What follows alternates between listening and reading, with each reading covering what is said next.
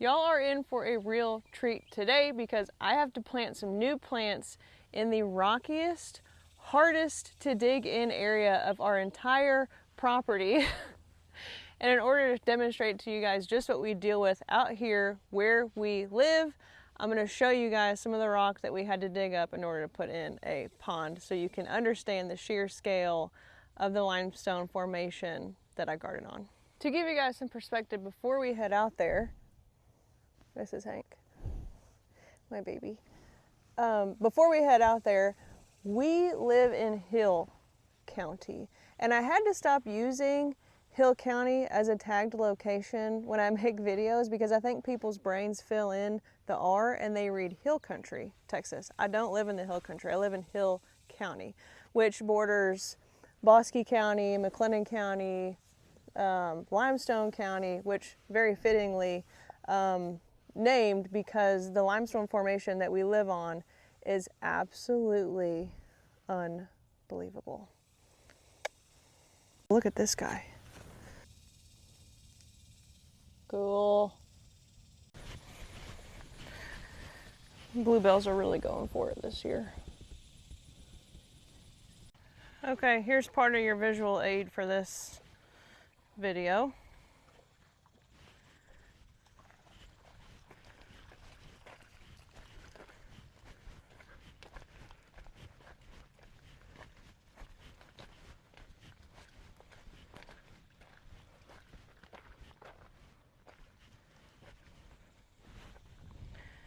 And yes, it is very snaky up amongst all these rocks, but this is what come out of the ground just to build a really small pond.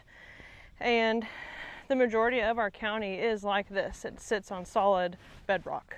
And most of my garden sits on this solid limestone formation. And I wanted to address this limestone issue in particular because I know that a lot of people garden in this kind of area in Texas where it is very rocky, especially like our hill country people, which is not that far from us. The Edwards Plateau, we're right on the edge of it.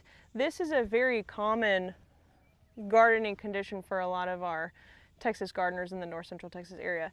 It is not impossible to make a really beautiful garden in this space.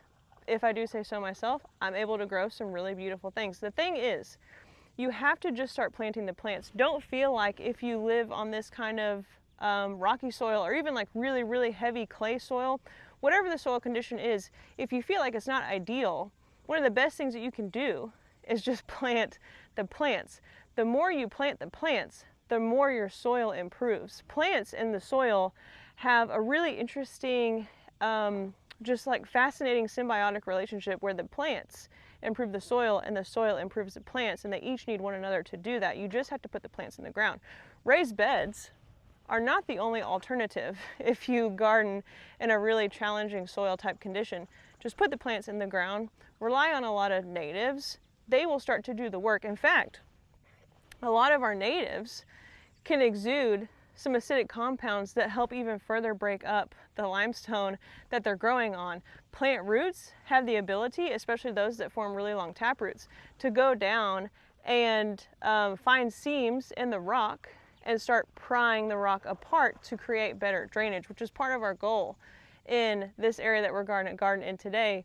The drainage is horrible, which is why I had some things not make it when we got so much rain in early June. I had some things not come through that. And that's to be expected in an area that I haven't gardened before. I want to show y'all it. I want to show y'all the things that we're going to plant. And just as a reminder to you guys to just keep going. Put raised beds in if you want to. I don't mind a raised bed. It's just not what I'm going for, right? The whole point of my garden space is to make it really, really attractive to all kinds of wildlife. I want to support birds. I want to support turtles. I want to support lizards, bees, butterflies, spiders, all the things. Raised beds can do that, but I'm going for a more park-like look that has the most benefit to living things and that is also pretty to look at. I'll show you where we're planting today, but isn't the cut flower garden just looking like a riot?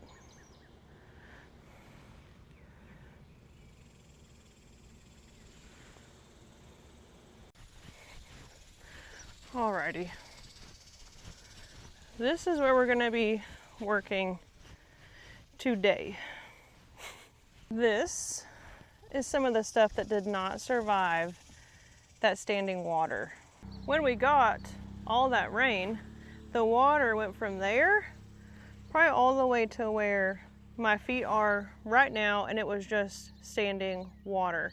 And I was very worried about several things in this area. I was very worried about the Gara. I was very worried about the Nepeta. We almost lost that Nepeta because it does not appreciate standing water. I figured the Caryopteris would be fine. The Liatris would be fine. I was extremely worried about this lavender, and I think it is gonna be okay. If you see down there in the middle, it's pushing some new growth. I think we're gonna be fine. The Agastaki didn't mind it whatsoever, so that's good. The Monarda is obviously not gonna mind it very much at all, but we need to come in and replace this clary sage that did not make it. Get that out of there. And we're gonna plant some new plants in here. And the key to these new plants is that they're gonna be okay with seasonal standing water. In this bed, I just wanna point out to you guys the huge variety of things that I've been able to get away with planting, even though, as I'm about to show y'all, they are sitting on solid rock. So some very important things that I have in here are several big groups of this echinacea. Echinacea tend to send down a really long taproot. Liatris tend to form really strong, downward reaching root formations that can burrow into limestone. Same thing with this desert willow. This is a desert willow called Bubba. You can see it's got a beautiful little pollinator on it. I will try not to. Oh look, we have a hummingbird. I'm gonna try to be still.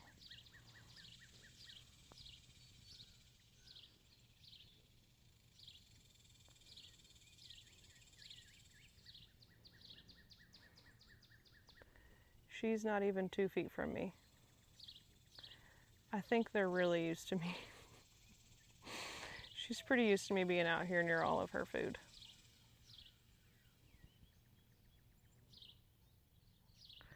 Anyways, this is a desert willow called Bubba, and Bubba sends down an extremely aggressive taproot. So that is help breaking up the soil. That is going to help break up the soil in this area. Got lots of different kinds of sage, some Agastaki and Abelia, more echinacea, iris, Liatris, Gara. But this is the area that we're going to address. So let's go get our plants and our tools. We need our cart. Oh, it's full of stuff. Get out of there. This tool right here, I could not garden without, and I'm not exaggerating. If I had to pick one tool, it would probably be this one. I couldn't get by without it. That is my rock bar. Oops. Alrighty, y'all, the things that we're going to be working with in this area are going to be the stars of the show, our Monarda. And this Monarda is just grown from seed Monarda. It's not a fancy hybrid. This is just Monarda fistulosa, which is just our native Monarda, right? And our native Monarda, and a lot of our natives, are really adaptable to consistently changing moisture type conditions, right? This will be fine with some extra moisture in the spring, up to and including a couple of days of standing water. And then it will also handle some periods of drought. Additionally, we're going to do a lot of, y'all already know, because it's my favorite, which is Gregg's Mistflower, the blue Mistflower, which is an incredibly important pollinator plant, really, really good for supporting your butterfly population. And it's going to be really tolerant of some consistent moisture in the spring, even standing water, not for very long, mind you. This is not going to take weeks of that kind of treatment. It's not a bog plant. It's not going to be best suited for like swampy conditions, but it's going to be able to tolerate that for a little bit, and then it's going to be really adaptable once it dries out. Not only that, but this is a native that is going to be really highly adaptable to that very rocky soil over there. Okay, let me gather all these up in the wagon, and I'll meet y'all back at our planting site. I think we might also give this Monarda a try. This is a Monarda called Petite Delight Root, so it stays very small. I picked this up at Green's the other day. Try to get that in focus for y'all. 18 inches tall by 24 inches wide. It's that beautiful hot pink color, or as they're calling it, lavender rose. I think I might give it a try over there. It's been sitting in this water because I was having a really hard time keeping it wet, and it seems to just really enjoy that. And its foliage is incredibly fragrant. It smells awesome. So maybe it will do okay over there. We'll give it a go. See what happens. Okay. There we go. There's all of our stuff. Our bar. And we're not going to need a shovel. Truly, we're not going to need a shovel. It's not possible to plant in this area with a shovel.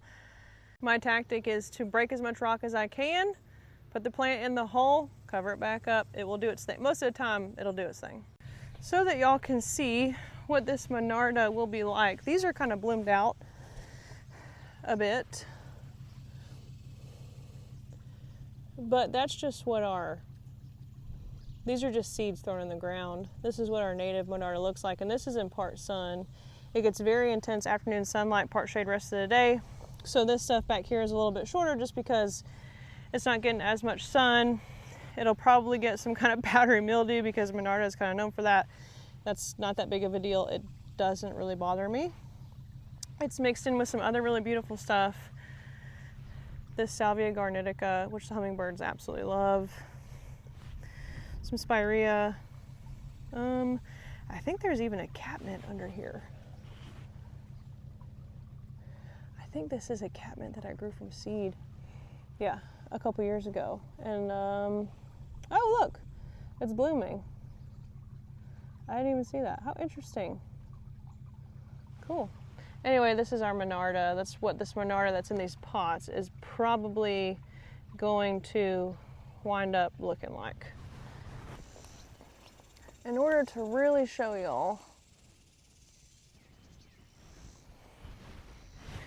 the rock in this area, I'd like to just move back some of the soil in here. There is a really big whiptail that lives in this flower bed, and just from having gardened with her before, I know that she's not going to be very happy about me being in here, but can't be helped. I'm trying to give her some more plants. I have removed probably the top 4 inches of soil here and have exposed the rock. I'm going to get to breaking with the rock bar, and then we will start placing all of our plants. Solid rock here.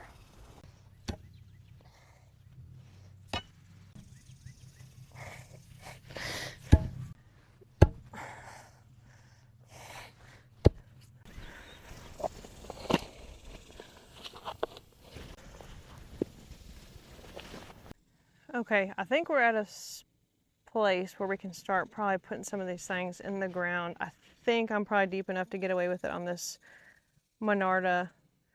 I'm going to place my Mistflower out there, and some of y'all are probably thinking, well, that gets huge. It's a little bit too, I really like to plant things very thickly because that's what insects like. So I'm going to be planting all that right there. And I think I'm going to place this little baby Monarda right here. I think that'll be real cute. It stays real small, so I don't think it's going to give the lavender any trouble, and I don't think it's going to give the Monarda next to it any trouble either. Look at these bees. Let's see what these are looking like. Whoa. One. I'm going to put these right next to each other so that they grow as a mass, as one big clump. And like I said, These are from a seed mix that I had spread in a flower bed that I wasn't sure what I was gonna, thanks Oki, what I was gonna do with. And so I just laid down this pollinator seed mix, has zinnia, monarda, salvia coccinea, clasping coneflower, echinacea. It had all kinds of really good stuff, but I tore up that flower bed pretty good, and I saved the things in it that I really liked, including this, because when it bloomed, it was really, really pretty. So, saved it. That's a germander, which I do not want that to get going over here. I have that in spades somewhere else, and it's very difficult to get rid of once you have it. So there's our Monarda placed. Backfill just with the native soil and the mulch. And since we've been getting so much nice consistent rain, I do not feel the need to water this Monarda in. It will be fine. Like I said, this area doesn't drain well. Let us get this Mistflower placed, which we propagated these in a video together not that long ago. Y'all hear that? Spade goes in, soil, or rock, I mean, just right there, which is really, it's really nice to be able to deal with these smaller plants. Because one time I tried to come over here and plant an abelia, not the abelia that's still in here. The abelia that's in here is a Peach Perfection abelia, which I absolutely love. But I tried to put a Rose Creek abelia in here. My goodness. I really honestly had a moment where I thought, I don't even know if I should put a garden right here. Because remember, this is this little circle area. It's its first year existing. So when I was planting it up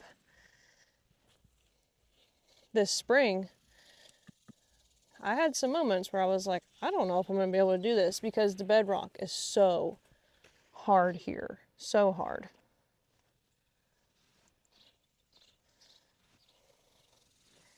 And the abelia that I'm talking about did not even survive,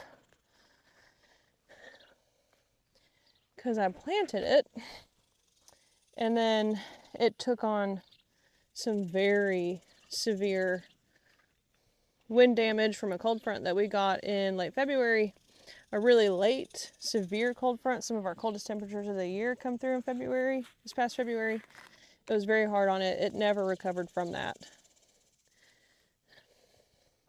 These liatris have already done their thing. I haven't cut them back yet because I'm hoping they'll dry out and throw out some seed at some point. I'd be fine with that. Moving in and taking over, it was really pretty when it bloomed. Purple.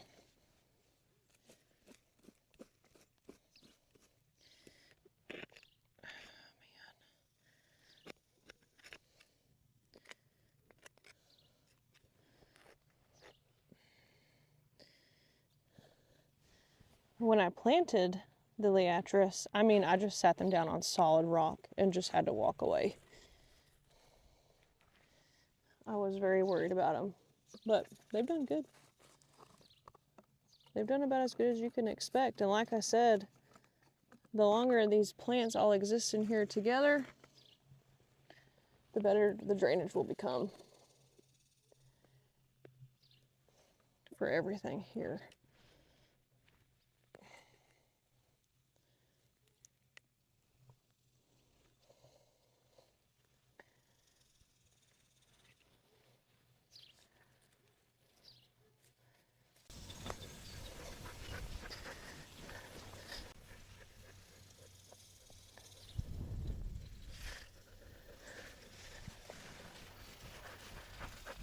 Watch out, Oki. This is my boy. Alrighty, here's our last plant. is our little Monarda.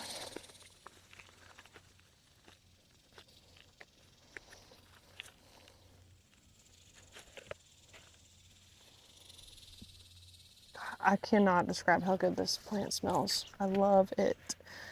Love it. Let's bring our mulch back. Oh, crap.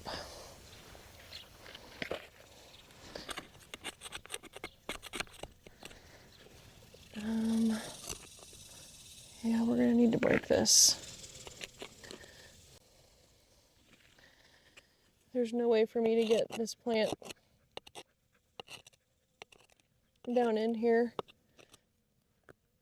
I don't know if Oki is in the shot. I'm not really sure what he's waiting for. Are you waiting for me to throw a rock? What do you want?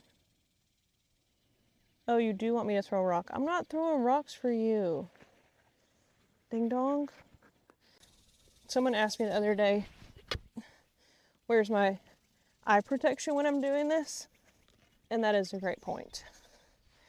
I should be wearing eye protection when slamming this rock bar into this rock, because the chips do go flying sometimes.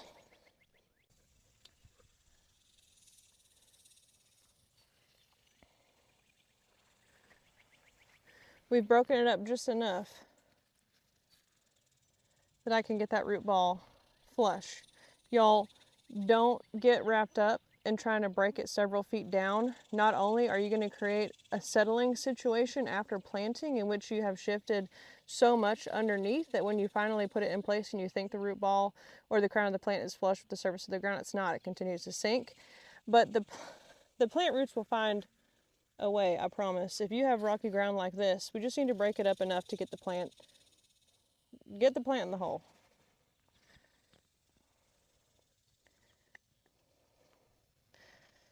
So we're gonna get her in there.